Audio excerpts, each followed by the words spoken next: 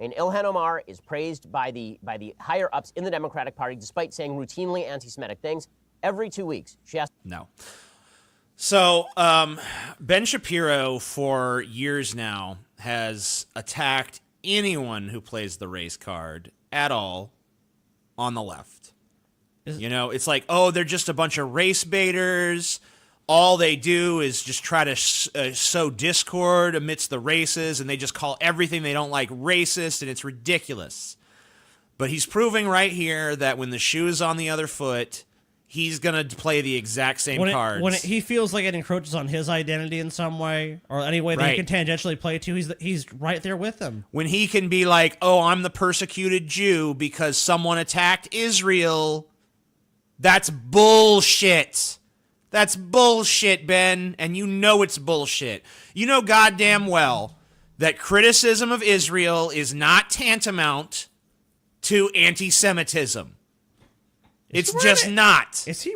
So you'll recall that Ilhan Omar, like literally 2.5 weeks ago, tweeted out it's all about the Benjamins with regard to American support for Israel, as though the Jews, the nefarious Jews, were paying off Americans to support Israel. The Jewish lobby, whether you like it or not, is very powerful.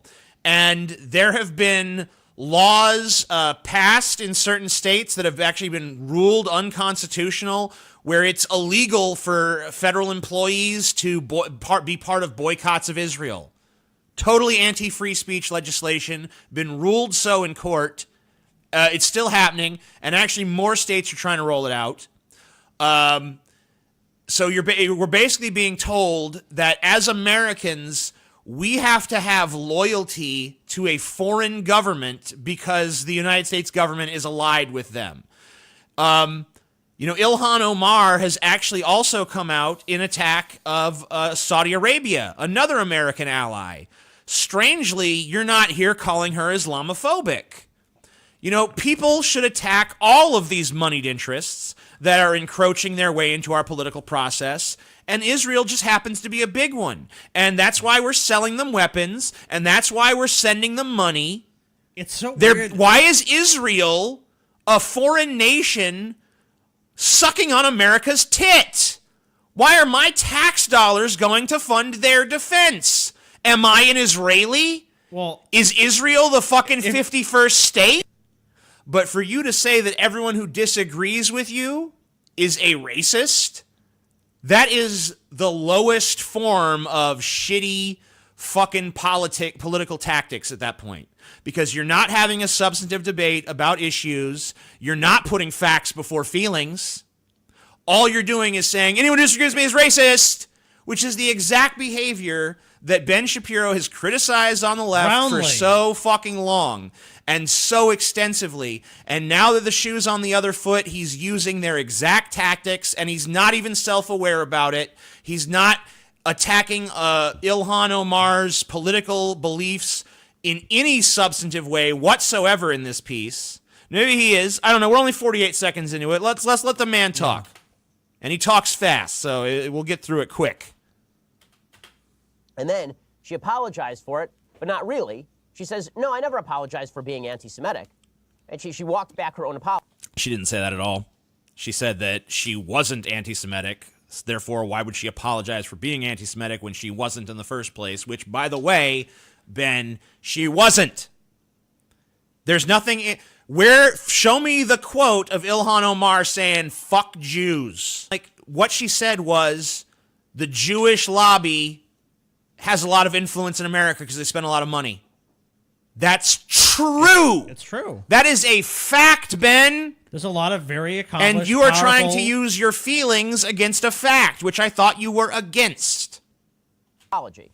You've since apologized unequivocally for the tweet. You've said rightly that anti-Semitism is real. But just to be clear, I mean, we're a few weeks on now. I mean, what were you apologizing for? Was it a badly worded tweet that you were apologizing for, or was it for being anti-Semitic wittingly or unwittingly? Oh, absolutely not. I apologized for the way that my words made people feel. The reason and the purpose of the apology was to make sure that the people who were hurt felt understood and heard. Okay, that's an amazing non-apology, right? That's so fresh and so face Ilhan Omar. I mean, on the cover of Rolling Stone with Nancy Pelosi, smiling and grinning away, open anti-Semite.